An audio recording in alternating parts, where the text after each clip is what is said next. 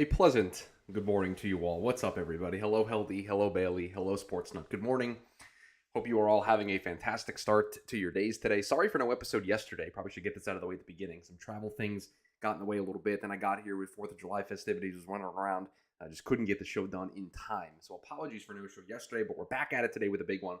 I'm in a guest room in the house, so apologies if there's a little bit of an echo in here as we do the show. But it should be a lot of fun. I don't know how you guys do it. I don't know how you people who live on the East Coast do it with this time zone here. I've been so used to living out on the West Coast and living in a environment where I'm doing the show at 8 a.m. my time, and yet here I am waking up this morning, and I had like 4 hours until the show started. It was a very weird thing. Bailey says, "Take Matt Belarus was one of Jamie's worst ever jokes." I mean, there's a lengthy list of jokes that we can go through when it comes to Jamie's catalog of jokes that he makes on the show. Sportsnut says Carolina is in the best position to end their playoff drought. We're going to get into it here. We're going to get into it here on the show today. I've got the list. I've got all the teams with their with the active drought and with the number of years. And we're not counting teams, just for the record. We're not counting teams that have a 1-year playoff drought. It's got to be at least 2 seasons. At least 2 seasons for you to make the list that we're discussing here today. But I think truly there are a handful of teams that have 3 or more. And there's 1, 2, 3, 4, 5, 6 of them that have 3 or more. And I will tell you, there was the inspiration for this story is there was a CBS sports story. Adam Shine did it where he did exactly this. He looked at the teams with the playoff drought. He did not look at all of the teams that we're going to look at, but he looked at them and ranked which teams were most likely to break their drought in 2023. And I thought, wow, we've done a lot of lists on this show kind of touching on that topic. Division winners, worst to first, next team to win a Super Bowl. We've kind of been doing those types of shows here in the offseason. And I'll tell you, there's not really a whole lot going on the breaking news front for us to discuss. So figured this might be a pretty interesting topic for us to discuss here today on the show. So looking forward to it. Obviously, it's going to be a different setup for me. I'm standing. So when I transition here into the big screen, you're going to see that I am standing up for the context of the show, or for the content of the show, because I don't have a chair in here. Chris just wants a reason to talk about the Jets. No, Taylor B, because I think everyone knows my feelings on the Jets for 2023. I think everyone knows that I don't think they're in the best position compared to everybody else. So it's not always that. We sneak in some Jets talk here on the show from time to time, but it's not always about that. But okay, let's get the show on the road. I'll transition here. You see the lovely beach theme behind me here for the show today. But should be a fun one. Looking forward to it. Looking forward to hear your guys' thoughts as well. And I will tell you, first things first, just having the laptop, not having the multiple monitors, not having the keyboard. I got to use my phone as research. This is my second screen experience. Is my phone today, where it's got the information on it. We're going to make a list. I don't have a notebook handy for us to make the list. We're going to need somebody in the chat to kind of keep the list for us as we go through this. But this should be a lot of fun. So let me press record for the podcast audience, and we can get the show on the road. Thank you for being here. Hope that you guys enjoy the show today. Here we go. And welcome in to the Wednesday edition of the TDN Daily podcast. Chris Schubert back with you here once again on the show. Hope you're all having a fantastic start to your Wednesday. Hope you had a great 4th of July. Hope you enjoyed the festivities. First things first, apologies for no show yesterday. Some travel difficulties. Got in a little bit later than I thought I was going to from a timing perspective. And then 4th of July, running around seeing family. Didn't get a chance to sneak in an episode yesterday, so apologies for that. But we are back at it here on a Wednesday with a fun topic for you as always.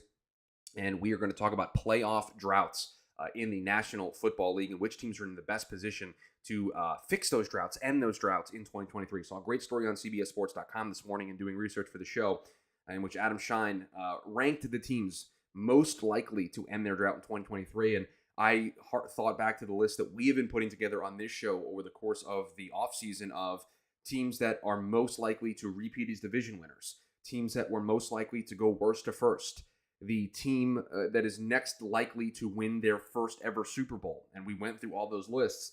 And I thought this list, after seeing it, fit in very well with the theme of those shows that we have been doing here over the last couple of weeks here on the show. Thought it would be a great thing. And I'll be the first person to admit there's not a ton going on in the NFL right now. It's a little quiet on the free agency market. No big trades. Nothing really major in terms of breaking news to discuss. So this allows us to kind of pull back the onion, pull back the curtain a little bit, and do some shows like this. I'm being made fun of in the chat because I'm not in my normal setup, and so I'm standing. And Taylor B has referred to me as sideline reporter Chris Schubert because I'm standing holding a microphone. I do feel like a sideline reporter. I feel like I could just take a step to the left and introduce an athlete here and interview him or her in between whatever event might be going on. But no, just me today here on the show. But we are going to have a fun one here. And I think it's important to start with this because there are a lot of teams currently in the National Football League who have at least one season since their last playoff appearance. We're not counting the teams that are just 1 year removed from their last playoff appearance. And those teams are the Raiders, Steelers, Patriots, Cardinals, Titans, Packers, and Rams are all teams that are only 1 year removed from their last playoff appearance. And some of these teams, they might slowly creep up this list when we do it next year and the year after. And I look at teams like the Rams, how quickly they can turn it around. I look at Arizona. I look at Tennessee. If things don't go well in Green Bay, the Raiders. I mean, these are teams that I think we could be discussing long-term in a couple of years on this list. But for the sake of today's conversation, we are not discussing those teams. And when it comes to a drought, especially when you look at teams like Pittsburgh and New England, they've got pretty long stretches in which they were in the playoffs. I'm not going to classify 1 year in which they're not as a drought. So we're looking at 2 or more, and these are the teams that fit into that bucket. I will read them all to you, and then we can discuss each individual team. We'll create a running list, and we'll have a good time here on the show. So you have a couple of teams with 2. You have the Saints with 2, the Browns with 2, the Commanders with 2, the Bears with 2, and the Colts with 2. So for each of those teams, their last playoff appearance came in the 2020 playoffs, divisional wildcard rounds. But 2020 was the last year that those teams were in the playoffs. Then you have the Houston Texans, 3 years, their last appearance, the divisional round in 2019. And then you have a couple of teams with 5+ years. You have the Atlanta Falcons and you have the Carolina Panthers with 5 years each. Both of those teams back in 2017 in the NFC playoff picture. With 6 seasons, you have the Detroit Lions, who last played in the playoffs in the 2016 NFC wildcard. You have the Denver Broncos, who are 7 years removed from their last playoff appearance, or 7 seasons removed from their last playoff appearance. That was in Super Bowl 50. And the team with the longest active drought in the NFL in terms of years or seasons since the playoff appearance. I believe after the Sacramento Kings just made the playoffs in the NBA, it is the longest active drought in the 4 major professional sports: NBA, NFL, NHL, and MLB. And that is the New York Jets, who are 12 seasons removed from their last playoff appearance, the 2010 AFC Championship game, the last time the New York Jets appeared in a postseason game. So those are the teams that we can discuss. And I think there are different tiers within these teams. I think there are some teams that, like, again, those teams that are 2 years removed, I think we feel like some of these teams are pretty close to getting back there. And the situation's going to matter as so much of these conversations that we have in this show when looking at the 2023 outlook when it comes to repeat division winners or going worst to first or winning their first Super Bowl. The context and situation around the conference matters. Your division matters. All those things matter. And so, I mean, we can start wherever you guys want to start, but the Jets are obviously going to be the big one here because it is 12 seasons. And so that is, those 12 years are obviously the thing that's going to stand out in the course of this conversation. Taylor B says nobody is 3 or 4 years removed. I'm just writing this down. So I'll go through it one more time. We've got the Jets at 12, the Broncos at 7, the Lions at 6, the Panthers and Falcons at 5. You have the Texans at 3, and then you have a whole host of teams at 2. Those being the Colts, Bears, Commanders, Browns, and Saints. And you know, let's just start there. Let's start with this chunk of teams. Let's start with the teams that are 2 seasons removed. So they have very recent, at least in recent memory, playoff appearance and some playoff success. A couple of these teams played in the divisional round. But you have the Saints, Browns, Commanders, Bears, and Colts. And I don't know about you guys, but I look at this tier of teams, and I see 2 teams that we would classify, at least in this show, as they're going for it in 2023. They are actively, I think, trying to play good enough football to make the playoffs. The Colts just drafted a quarterback in the first round. They're kind of hitting the reset button in a lot of areas. I think this number is going to grow. I think the Colts would be towards the bottom, maybe not at the actual bottom, but they would be towards the bottom of this list because of where they're at their quarterback life cycle. The Bears, they're kind of in that middle ground, right? They've drafted the quarterback. They're slowly starting to build the roster around Justin Fields. They're in a division that feels a little bit more open than it has in years past, but is the team ready to take that next step? Are they in a position from a roster perspective to take the next step? I don't know. The 2 teams that stand out to me would be the Browns and the Saints. The Saints in a division that is very, very winnable. They have the best quarterback in the division. They don't have the best coaching staff in the division, but they have the best quarterback in the division. They have a lot of great pieces surrounding that quarterback. The division's wide open because Tom Brady's no longer there in Tampa. The Panthers are starting a rookie quarterback. The Falcons are entering year 2 of Desmond Ridder. We don't know how efficient and explosive they're going to be on offense. And so you feel really good about saying the Saints. And for the Browns, this was a top 7 roster for us. I mean, we did the positional rankings here on this show, this series, went through all of these different positions. They were a top 7 roster. I think they were top 7, top 8. They certainly were in the top 10. We viewed their roster very, very highly, and that was with grading the quarterback as low as we did. So we think this roster is tailor-made to be one of the best teams in the NFL. The question hinges on what version of Deshaun Watson from a quarterback perspective they get in 2023, and can he be closer to the player that he was in 2020? I've outlined here numerous times on this show why I'm skeptical of that being the case, but the rest of the roster is one of the best in all of football. Bailey just mentioned it in the chat. They're spending the most cash this year in the NFL. They're all in. They're putting their chips in the middle. So you look at the roster, you like their roster, you have the big question mark, and then the question mark you'd add on top of it, at least for me, is you're playing in a division that's got the Bengals and the Ravens, who are not going to roll over. Neither are the Steelers. And so it's really tough because I think when just looking at teams on paper, I think we would view the Browns very highly on this list of this team is made to break their playoff drought of 2 seasons. Is their division, their conference, does it set them up to be one of those better teams position-wise to break their drought? I'm not so sure. And so they're the 2 teams that really stand out to me in this tier bucket because I think the rosters for the Browns and the Saints are in position where they are kind of pushing their chips in the middle and they're going for it a little bit. I like the Saints situation a heck of a lot more than I like the Browns situation because I think the Saints are viewed as the favorites in their division. There's more pathways to being able to get to the playoffs in the NFC than there is in the AFC. So even if there's a year where the Saints play really well, but the Panthers or the Falcons also play really well, I think there's more pathways in the NFC for there to be a second team that comes out of the NFC South. Is it likely? I don't think so, but there's more pathways, I think, than there are in the AFC, where is the AFC North really going to get 3 teams in? They might. But the AFC East is probably also going to try to send 3 teams. We think there's probably at least 2 teams from the AFC West. What happens if the Broncos play better? We'll get to them here in a little bit.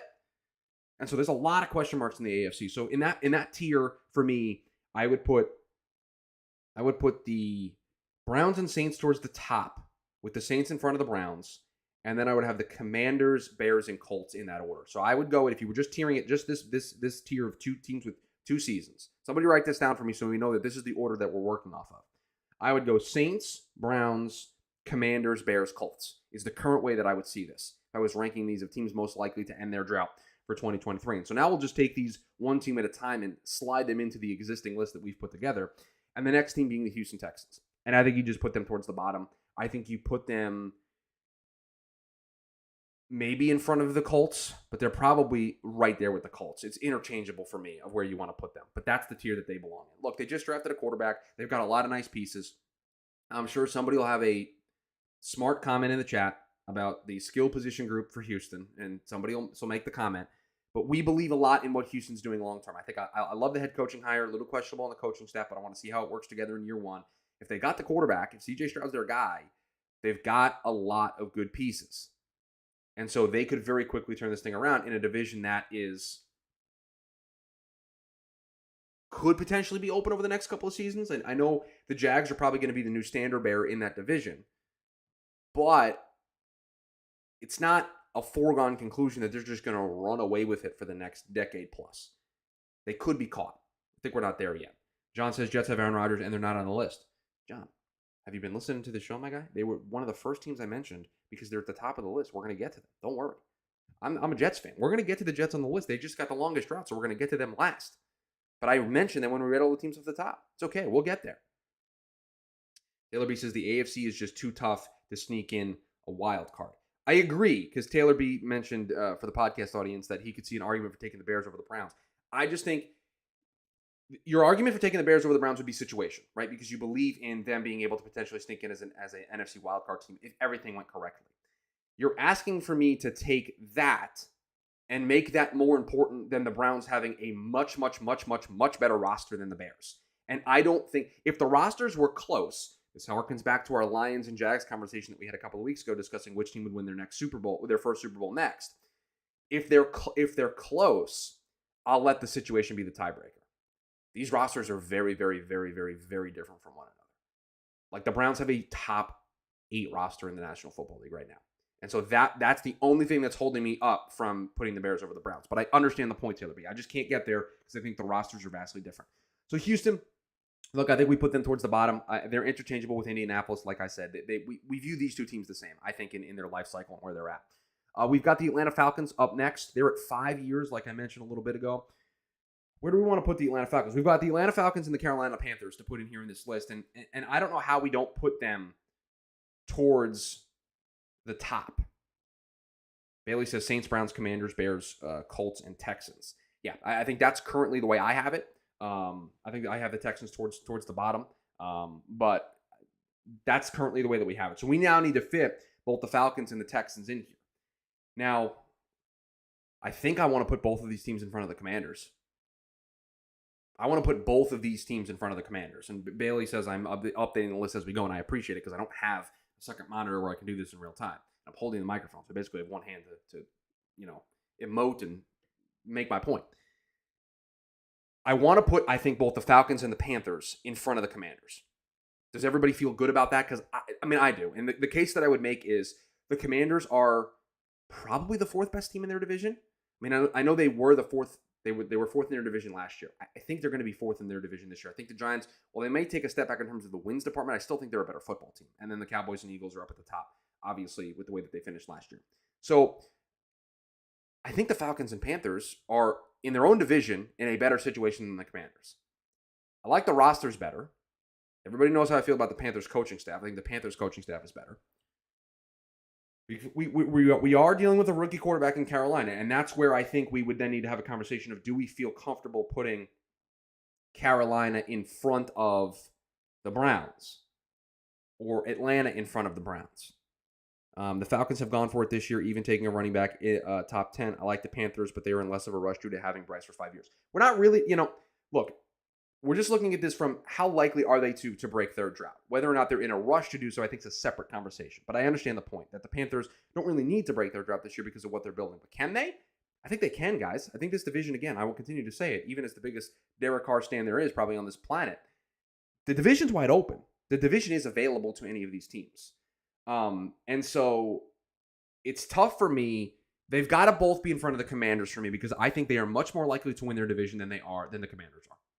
And because the Commanders are fourth in the division, it's less likely that we think on this show that the Commanders are going to be a playoff team in comparison to the Falcons or Panthers, where even if they don't win the division, I think everybody on this show probably feels that they're going to finish second and third, which is going to put them at least in the hunt, in the mix, whatever fancy graphic that we come up with here in 2023 to describe who's in the wild card chase. They're going to be in the mix. And so I want to put them in front of the Commanders. The question I want to ask is, do we want to put them in front of the Browns? And this is where we can get back to what we were talking about earlier, where Taylor B was trying to put the Bears in front of the Browns. And I think this is where we can have a conversation about, because the Browns have a much better roster than both the Panthers and the Falcons. But those two teams, I think, are closer. They're not close, they're closer than where the Bears sat when we did our roster rankings. And so do we want to put them in front? There's a motion to put the Bears over the Commanders, too. I might be willing to flip the Bears and the Commanders when doing this list and have it be Saints, Browns, Bears, Commanders, Colts, Texans. Yeah. Bailey, I know you're doing this in real time. We are going to make a change. We're going to put the Bears in front of the Commanders because I think the Bears are more likely to put themselves in a wild card spot than the Commanders are based on the rest of the division. I don't think it's super likely, but I think it's more likely than the Commanders. So we're going to make that flip. But I still want the Falcons and the Panthers in front of the Bears. And I think I want at least one of the teams in front of the Browns. The question that we have to ask ourselves is which one.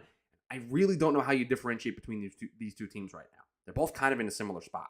I know the Falcons are spending a ton of money, but both of these rosters are. We're waiting on the quarterback to come along, right? For Atlanta, it's Desmond Ridder. For the Panthers, it is Bryce Young.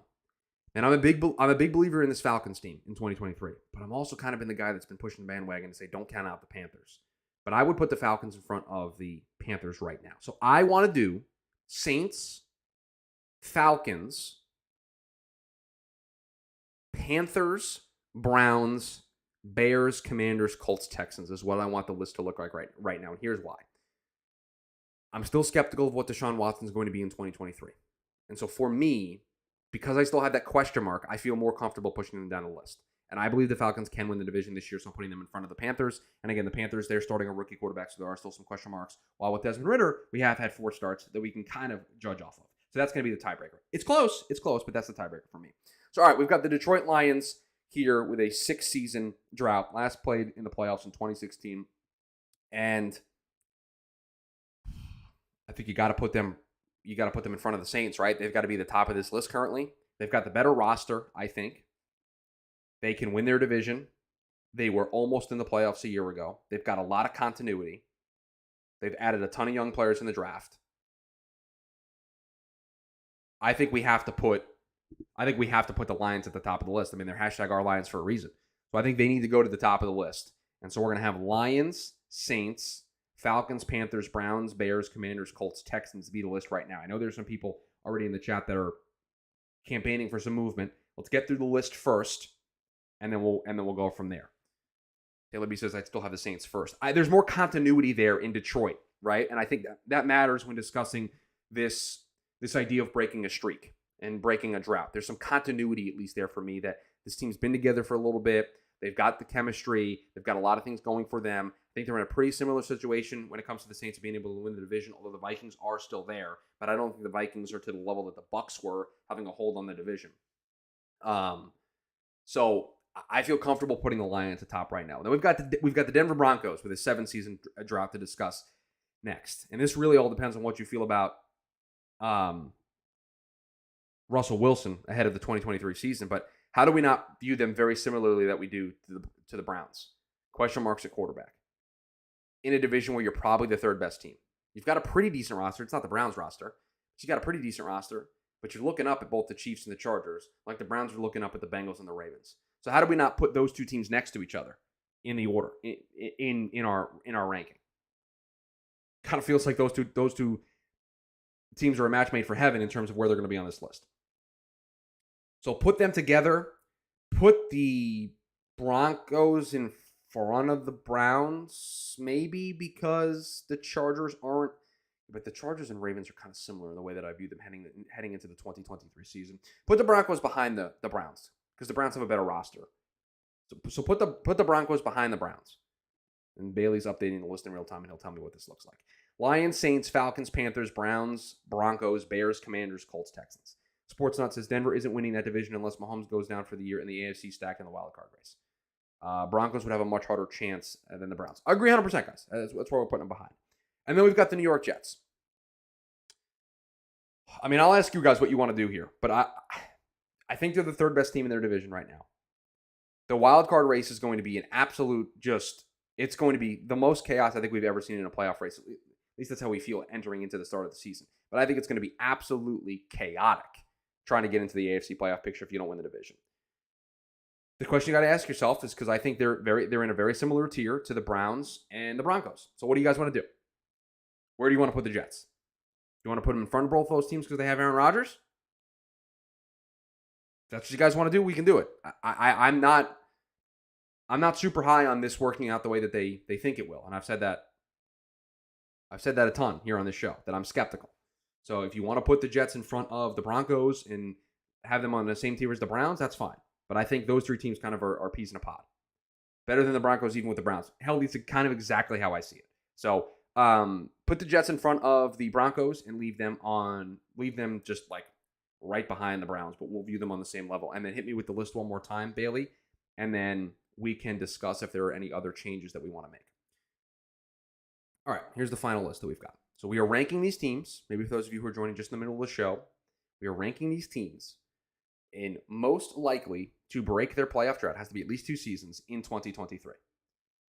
This is our finalized list after going through it one time. Lions, Saints, Falcons, Panthers, Browns, Jets, Broncos, Bears, Commanders, Colts, Texans. That's our list.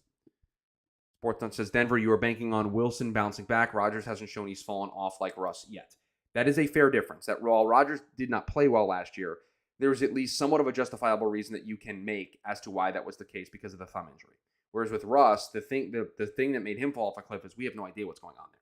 Where we have just one season outlier there with Rodgers. And with Russ, it wasn't really that much of a one season outlier because he was kind of trending that way toward the tail end of his time with Seattle. So still disagree putting Atlanta ahead of Carolina. Sportsnet, you're gonna make me completely just do the thing where I buy into the Panthers coaching staff again and flip it.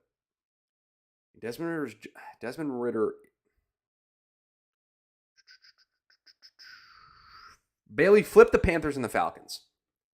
Flip the Panthers and the Falcons. I clearly am now going fully into this idea that the Panthers are going to be better than people think. Who do we have higher in the roster rankings? That's a great question, Bailey. Let me look it up.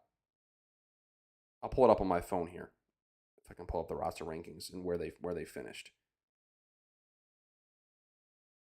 If we want to use that as a tiebreaker. I don't know how great of a tiebreaker it is, but at least it's a piece of information that we can pull up in exploring this conversation. So here we go, positional rankings. We had Carolina at 15.64, their average ranking, and we had Atlanta at 16.73. So we had Carolina rated with a better roster, and that included coaching, but we thought we liked the Panthers' situation better. So I'm okay with flipping them because that kind of tracks with how we feel about them going into 2023. And with it being so close and with it being on the margins, this can kind of be the tiebreaker. So I appreciate you shouting that out, Bailey. I feel like it's close enough to where we can make this the tiebreaker because we had Carolina with an average rating of 15.64 across the board, and with Atlanta, it was 16.73. They're close, but I think we flip them. Same division, it must be similar schedules, so whoever is higher, we can have above. Yeah, I think that's fair. It's a fair tiebreaker because we think the two teams are so close and the division's really close. So let's just use that as the tiebreaker. I like that quite a bit. So, all right, the finalized list: Lions, Saints, Panthers, Falcons, Browns, Jets, Broncos, Bears, Commanders, Colts, Texans is the latest update. Listen, Sportsnet, you've convinced me. You don't need to convince me anymore. We're in. They're close. We're going to go to the roster rankings. It's why we did the work. It's going to be our tiebreaker, and we're going to move the Panthers up. I think I'm all in on the Panthers kind of being a surprise in 2023. It might be one of my surprise picks to make the playoffs at this point with how I feel about their team going into 2023. Taylor B says, the Jets are more likely to have, what does this comment say? Because I can't see the whole comment. Good or better. The Jets are more likely to have good or better quarterback play than the Browns. I would agree with that statement. We are going to, when the season begins, we're going to be 3 full calendar years removed from the best version of Deshaun Watson at the quarterback position. 3 years is a really, really, really long time. I am a season, we're going to be 1 calendar year removed from one of the best seasons of Aaron Rodgers' career. That's kind of the difference. That's kind of the way that I look at it. And so I'd agree with that. But they're close because I think the Browns' roster is better than the Jets. And I think both have the same kind of problem of they're looking up at 2 teams in their division that are also kind of in the same vein as them in going for it, with the Bengals and the Ravens in the AFC North, and then you've got the Jets, you've got the Bills and the Dolphins in the AFC East. We'll see. Maybe I'm just trying to be overly pessimistic, so if the Jets surprise me, I can get really, really excited. But I've been incredibly concerned with how this is going to play out because I think the division is going to be really tough, and I think the AFC playoff picture is going to be really tough. And so that's why the Jets aren't high up on this list. I mean, they end up being 1, 2, 3, 4, 5. They're 6th on this list. They've got the longest streak in professional sports. They just added Aaron Rodgers, and we think they only are 6th on this list of teams with playoff droughts to break it in 2023. That says a lot about the AFC playoff picture, and that's kind of how I feel about it. It's really tough. Sportsnet says Denver's going to be a fascinating team to me to watch this year. Yeah, is the Sean Payton effect real? Can he absolutely turn that thing around? Because if he can, they're going to be competitive. I think Denver will bounce back, but still miss out on the playoffs because of a crossroads in that franchise again. Yeah, I mean, the division's also really tough. Like, you got Kansas City and the Chargers that are both in win-now modes that are going to be really, really competitive. So it's tough. They can be better. They can be improved from 2022 and yet still not break this drought. And I think we're going to have to separate that conversation out. Where if Sean Payton can turn this around and they can be better than they were in 2023, that to me should be a victory. That should be a sign of they can get this thing back on track. But there you have it, folks. Another show in the books. Playoff droughts in the National Football League and which teams are most likely to break them in the 2023 season. We appreciate you making this show a part of your day. While you're waiting for us to come back to the show tomorrow, please do me a favor. Rate, review, subscribe, share the podcast. Podcast helps us out a ton here, continues to grow the momentum of the show. You can join us Monday through Friday, 11 a.m. Eastern Standard Time. We are back at it again tomorrow, 11 a.m. Eastern Standard Time. You get to be a part of the live YouTube show. You get to be a part of the chat. You get to share your thoughts, your opinions. You get to influence the conversation here on the show. We like this show to be very, very interactive, and I cannot wait for us to get into the heart of football season, where we're going to have Overreaction Mondays, where we have all the games to discuss. the draft stuff to talk about. It's going to be so much fun. We want you to be a part of it. So come on over and join us 11 a.m. Eastern Standard Time, Monday through Friday on the YouTube side of things. If you can't catch us live, but you still want to see the video version of the show, you've got the VODs, the on-demand stuff, the Draft Network YouTube channel underneath the live tab. It is where all the videos live so that you guys have an opportunity to catch the videos on demand whenever you want. So we greatly do appreciate it. We know a ton of people take advantage of that being a thing for you. So appreciate everybody making this show a part of their day. Hope you all have a great rest of your Wednesday. We'll talk with you all tomorrow.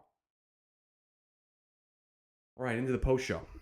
I was standing like this, so my head didn't get cut off by the camera. But this is how, if I just stand up straight, it looks very weird. But what's going on, chat? How we doing? What do we want to talk about in the post show?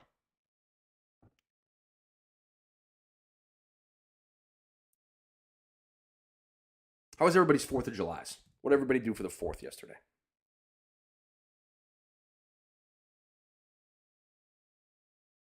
Barbecue, fireworks, what did everybody do?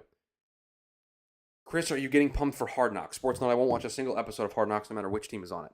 Bailey says top 3 NFL jerseys, Chris. Tampa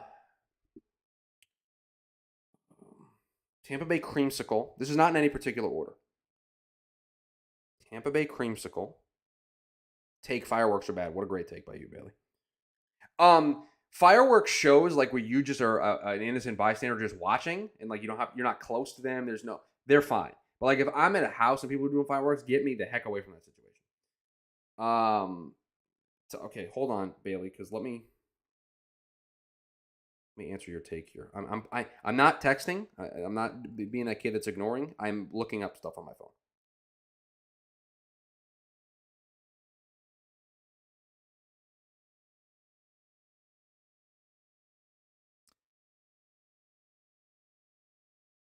I'm trying to find a picture. No, this is not what I'm looking for. Come on, internet. The Chargers jerseys, not the old school ones. The light powder blues, those are on there. And then a third. You want a third jersey.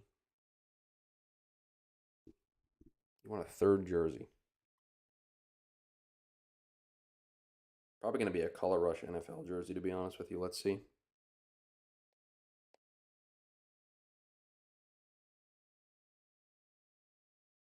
It's probably going to be a Color Rush jersey, to be honest with you.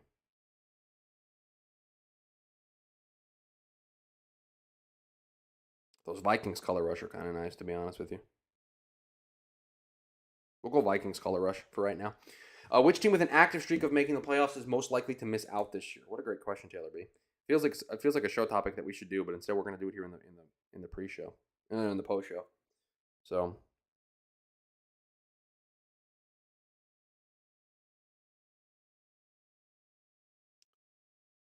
yeah, the Vikings Color Rush. They're like the neon purple. Those are nice.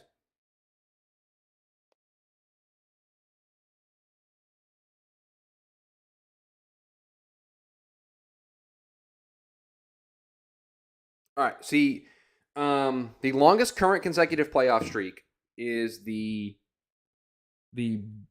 Chiefs with 8. They'll continue. The Bills at 4. They'll more than likely continue. The Bucks at 3. They're probably the team. Then you got a bunch at 2, which are Philly, San Francisco, Dallas, and Cincinnati. I think all those teams continue to get in. And then the teams that are just on a 1 streak, which isn't a streak because it's just 1. So Tampa, Taylor B. Oh, you just said never mind. It's easy. It's the Bucks. Yeah, I would go with the Bucks. Yeah, that feels pretty good.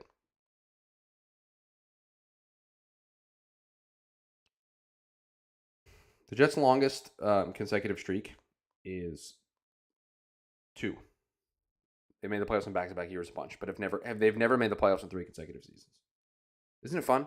Isn't everybody having a blast? What are the next 2 show topics?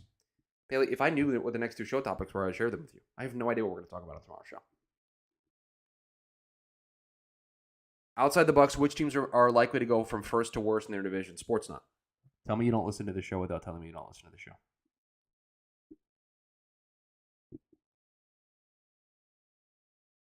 We did this. We did this on the show.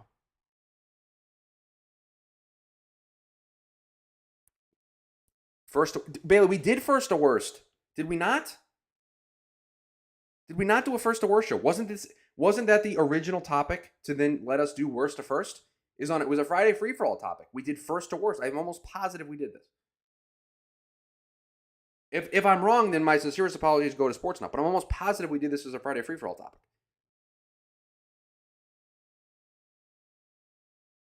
Now, I don't remember what we said, but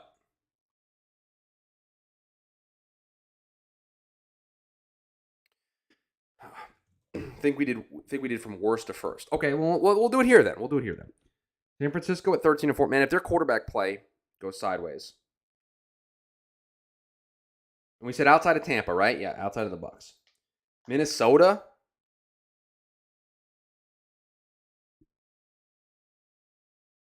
Minnesota and the 49ers would be the two teams that I would immediately think about. I think those are the two teams we mentioned when we did this. But I think Minnesota and San Francisco, Sportsnet, to answer your question, will be the two teams that are most likely. Oh, what's up, Glenn? He says, Rodgers gets hurt, Jets miss playoffs, Rodgers retires, Jets have no first-round pick. Why you got to do this, Glenn? Why you gotta come in here? I've been talking to you in a couple weeks because I've been doing the show with Dylan. You come in here, and that's how we greet each other. Is you give us that? My God, I'm supposed to be cheery today. I would say Minnesota or San Francisco. Would the 49ers go to worst, though? No, I don't think so, Taylor B. I don't think so. But if you're asking me teams that I think it's more likely than everybody else, they're going to be high on the list. Because if it's a train wreck, it's a train wreck. And if it's a train wreck, can the Rams beat them? Can the Cardinals beat them once and split? And that be could. If it's a disaster, they got to play those teams. They got to play the teams that would be in their way. So I would take Minnesota over San Francisco, but I don't think it's impossible for it to be San Francisco. It's probably unlikely, but because they seemingly find a way to get it done. Maybe the Bengals. All four NFC North teams are good. If Burrow missed 6 games, they could go 8-9. And you could say the same thing, but I don't really want to do the thing with San Francisco. I'm okay with saying what if their quarterback situation doesn't work out? Because they have guys get hurt every year. I don't like sitting here going, oh, what happens if this guy gets hurt? Because you could say the same thing, Bailey, about Buffalo. If Josh Allen misses 3 or 4 games, that could be it. The division could be over. And so I don't really want to play the game of if player X gets hurt. With San Francisco, I think it's a little different because of the track record, but I don't really want to play that game. I want to look at it based on who they are in 2023. The Minnesota Vikings could roll out the same thing in 2023, the same team that they currently have on paper, and Kirk could play all the games, and they could lose. Kirk could play all 17 games, and they could be in last place in the division. Because I think there could be a regression to the mean in the close one-score games that they all won last year. I think it's possible. Even if the quarterback situation goes that bad, can Arizona really be better? Well, Taylor B, they're going to have Kyler for at least half the season. What if they stack wins in that part of the schedule? I'm not saying it's likely. I understand what you're saying. But I don't know. Right. If Trevor Lawrence got hurt and they had to play CJ Beathard, then they won't win again. Yes, I agree. And that's why I kind of want to take injury a little bit off the table. But to answer the question from earlier, I have no idea what we're going to do on the show tomorrow. Not a clue. You guys got any ideas? You guys are kind of the pseudo producer of the show.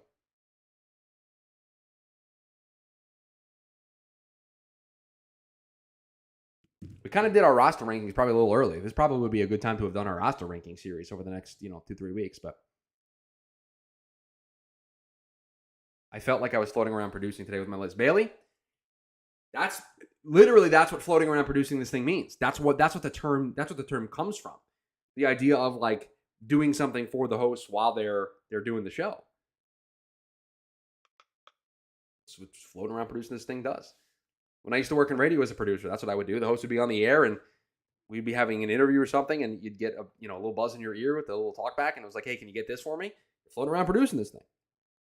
I think we could do something on life cycles. It is a thought. We were going to do the team by team previews. We were going to tier the teams. We could do life cycle tiers. We could do that on tomorrow's show. Win now, on the rise. We could do something like that. I'll think about it. I'm going to the pool a little bit later today. Be hanging out. I'll think about it then. No dropping from Jamie today, shame. Well, he's probably in some let's see. He was the cruise left from Spain, and then he was in Italy. I forget where the other destinations were on the boat, but I'm surprised we just got the one drop in. The fact that we got one surprised me. That was insanity that we got the one. But all right, folks. Hope you all had a great 4th. Hope you all had a great time with your day off yesterday, with whatever you did. But I am going to get out of here, edit the show, get it ready for the podcast audience. Bailey says, because who's all in this year? The Browns have Watson go from 19 to 64 million next year. Yeah, we'll probably do life cycles tomorrow. It's the best idea that I have in my head right now, so unless something comes up. Where are you, Chris? I am in South Carolina, down by the beach. My parents' new place down here. So visiting some family for the week, but still working, still getting the show in. And with all the shows that Jamie and I recorded ahead of time, he and I don't record in the afternoons anymore because he's on the boat. So just been hanging out with fam. Got here yesterday.